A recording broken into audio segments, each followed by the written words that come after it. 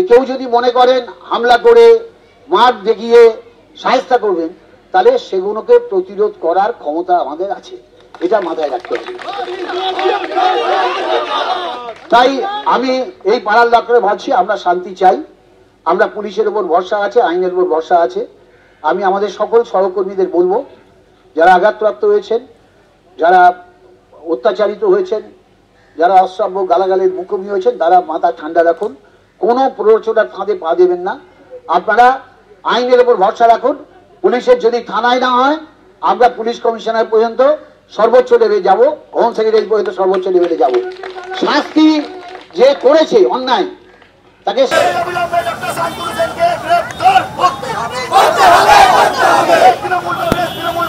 পাশাপাশি দুটো ছবি আপনাদের সামনে আমরা রাখছি। একদিকে গতকাল রাত্রে যখন রীতিমতো উত্তপ্ত হয়ে উঠলো, রণক্ষেত্র পরিস্থিতি তৈরি হলো, শান্তনু সেন এবং তার স্ত্রী কাকলি সেন মারধর করেছেন অতীন ঘোষের অনুগামীদের, এই অভিযোগও সামনে এলো। তারপর আজকে অতীন ঘোষের অনুগামীরা মিছিল বের করে শান্তনু সেনের গ্রেফতারি চাইছেন, কখনো স্কোয়ার ফুট বলে আক্রমণ শানাচ্ছেন, কখনো চোর বলে আক্রমণ শানাচ্ছেন।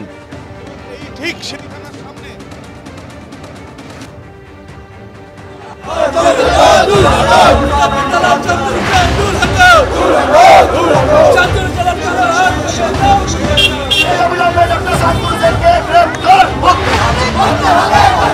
শান্তনু সেনের গ্রেপ্তারের দাবিতে ইতিমধ্যে দেখা যাচ্ছে যে তৃণমূলের কর্মী সমর্থকরা তারা থানার সামনে কিন্তু বিক্ষোভ করছেন।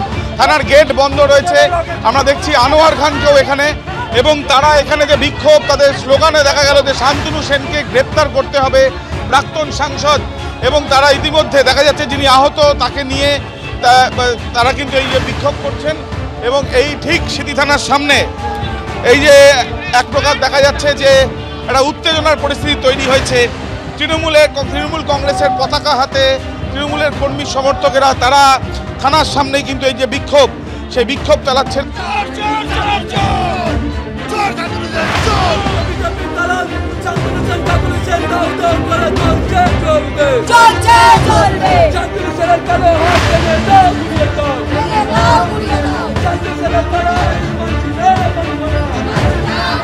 যেভাবে একজন কর্মী, বুথ এজেন্ট কর্মীকে শান্তনু সেন নিয়ে দাঁড়িয়ে মেরেছে, মার খাইয়েছে, আজকে আমরা দলকে সব ঘটনা জানিয়েছি।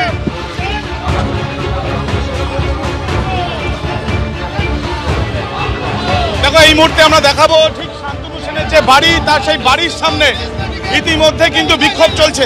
ছবিটা দেখাতে বলবো। ইতিমধ্যে আমরা দেখছি শান্তনু সেনের বাড়ির সামনে তৃণমূলের কর্মী সমর্থকের একেবারে পতাকা নিয়ে তারা কিন্তু বিক্ষোভ দেখাচ্ছেন।